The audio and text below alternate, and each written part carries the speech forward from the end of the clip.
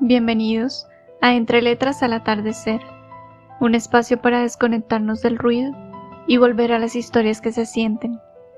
Seguimos avanzando en Orgullo y Prejuicio, y hoy las consecuencias de una decisión comienzan a sentirse más cerca de lo esperado. A veces, lo que parecía sorprendente termina convirtiéndose en una realidad difícil de ignorar. Entre noticias inesperadas y reacciones divididas, los sentimientos se ponen a prueba una vez más. Ponte cómodo, respira y déjate llevar.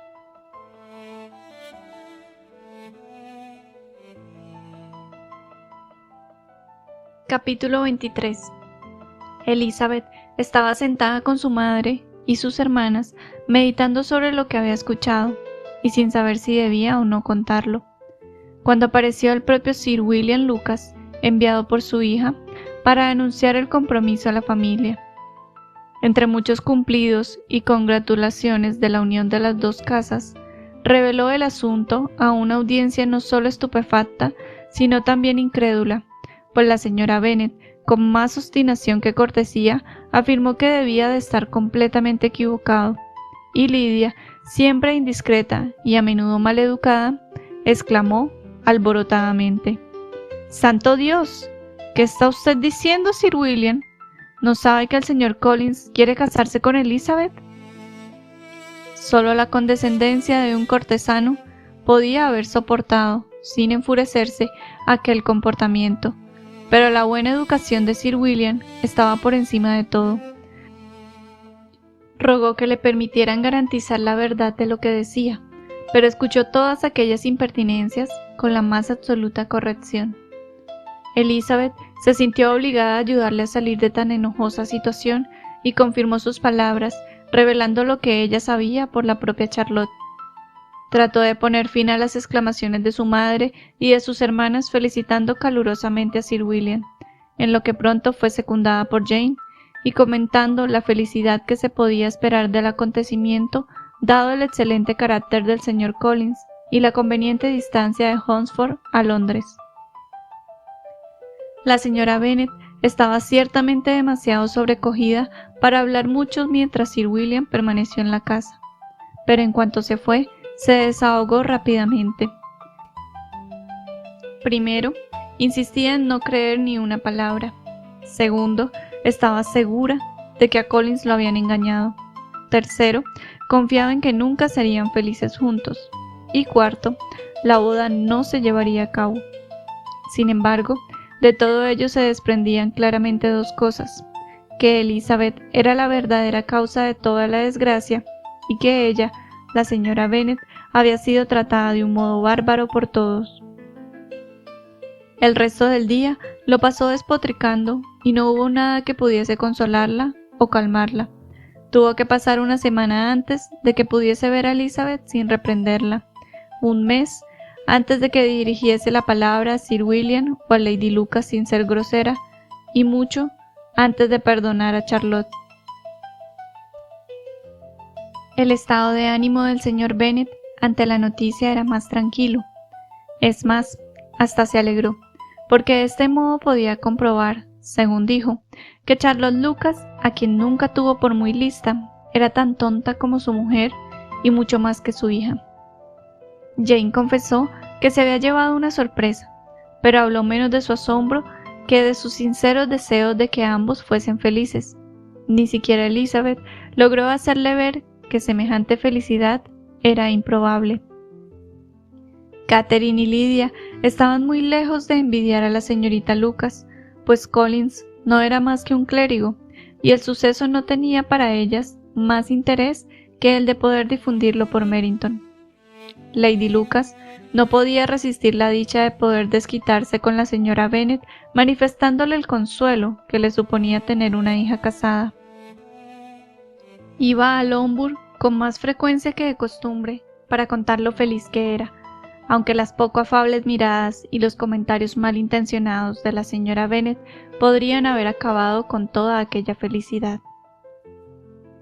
Entre Elizabeth y Charlotte había una barrera que les hacía guardar silencio sobre el tema, y Elizabeth tenía la impresión de que ya no volvería a existir verdadera confianza entre ellas. La decepción que se había llevado de Charlotte le hizo volverse hacia su hermana con más cariño y admiración que nunca.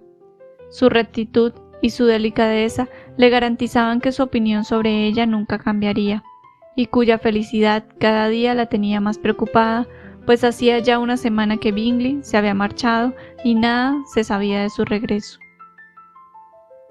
Jane contestó enseguida la carta de Caroline Bingley y calculaba los días que podía tardar en recibir la respuesta. La prometida carta de Collins llegó el martes, dirigida al padre y escrita con toda la solemnidad de agradecimiento que solo un año de vivir con la familia podía haber justificado.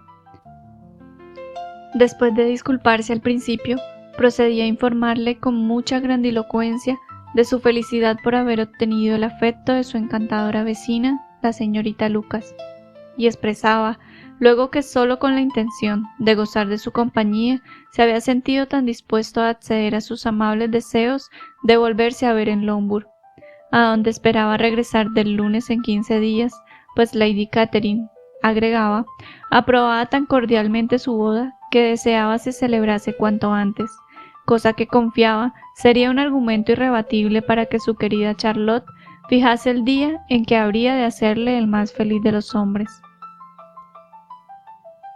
La vuelta de Collins a Hertfordshire ya no era motivo de satisfacción para la señora Bennet. Al contrario, lo deploraba más que su marido. Era muy raro que Collins viniese a Longbourn en vez de ir a casa de los Lucas. Resultaba muy inconveniente y extremadamente embarazoso. Odiaba tener visitas dada su mal estado de salud, y los novios eran los seres más insoportables del mundo. Estos eran los continuos murmullos de la señora Bennet, que solo cesaban ante una angustia aún mayor, la larga ausencia del señor Bingley. Ni Jane ni Elizabeth estaban tranquilas con este tema. Los días pasaban sin que tuviesen más noticia que la que pronto se extendió por Meryton, que los Bingley no volverían en todo el invierno.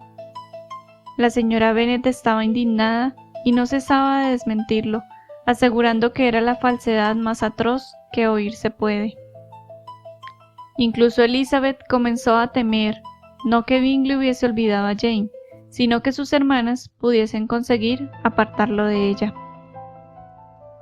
A pesar de no querer admitir una idea tan desastrosa para la felicidad de Jane y tan indigna de la firmeza de su enamorado, Elizabeth no podía evitar que con frecuencia se le pasase por la mente. Temía que el esfuerzo conjunto de sus desalmadas hermanas y de su influyente amigo, unido a los atractivos de la señorita Darcy y a los placeres de Londres, podían suponer demasiadas cosas a la vez en contra del cariño de Bingley. En cuanto a Jane, la ansiedad que esta duda le causaba era, como es natural, más penosa que la de Elizabeth, pero sintiese lo que sintiese, quería disimularlo, y por esto, entre ella y su hermana, nunca se aludía a aquel asunto. A su madre, sin embargo, no la contenía igual delicadeza, y no pasaba una hora sin que hablase de Bingley, expresando su impaciencia por su llegada, o pretendiendo que Jane confesase que, si no volvía, lo habría tratado de la manera más indecorosa. Se necesitaba toda la suavidad de Jane para aguantar estos ataques con tolerable tranquilidad. Collins volvió puntualmente del lunes en 15 días. El recibimiento que se le hizo en Longbourn no fue tan cordial como el de la primera vez, pero el hombre era demasiado feliz para que nada le hiciese mella, y por suerte, para todos, estaba tan ocupado en su cortejo que se veían libres de su compañía mucho tiempo. La mayor parte del día se lo pasaba en casa de los Lucas, y a veces volvía a Longbourn solo con el tiempo justo de excusar su ausencia antes de que la familia se acostase. La señora Bennet se encontraba realmente en un estado lamentable. La sola mención de algo concerniente a la boda le producía un ataque de mal humor, y dondequiera que fuese podía tener por seguro que oiría hablar de dicho acontecimiento. El ver a la señorita Lucas la descomponía. La miraba con horror y celos al imaginarla su sucesora en aquella casa. Siempre que Charlotte venía a verlos, la señora Bennet llegaba a la conclusión de que estaba anticipando la hora de la toma de posesión, y todas las veces que le comentaba algo en voz baja a Collins, estaba convencida de que hablaban de la herencia de Lombard y planeaban echarla a ella y a sus hijas en cuanto el señor Bennet pasase a mejor vida. Se quejaba de ello amargamente a su marido. La verdad, señor Bennet, le decía, es muy duro pensar que Charlotte Lucas será un día la dueña de esta casa, y que yo me veré obligada a cederle el sitio y a vivir viéndola en mi lugar. Querida, no pienses en cosas tristes, tengamos esperanzas en cosas mejores. Animémonos con la idea de que puedo sobrevivirte. No era muy consolador que digamos, pero la señora Bennet, sin embargo, en vez de contestar, continuó. No puedo soportar el pensar que lleguen a ser dueños de toda esta propiedad. Si no fuera por el legado, me traería sin cuidado. ¿Qué es lo que te traería sin cuidado? Me traería sin cuidado absolutamente todo. Demos gracias, entonces, de que salven de semejante estado de insensibilidad. Nunca podré dar gracia por nada que se refiera al legado. No entenderé jamás que alguien pueda tener la conciencia tranquila desheredando a sus propias hijas. Y para colmo, que el heredero tenga que ser el señor Collins, porque él, y no cualquier otro, lo dejo a tu propia consideración.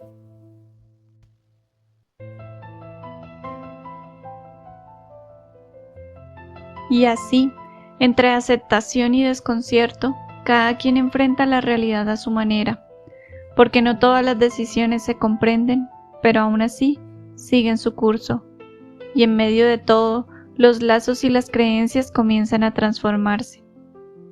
Cuéntame, ¿podrías aceptar una decisión que no compartes si hace feliz a alguien más?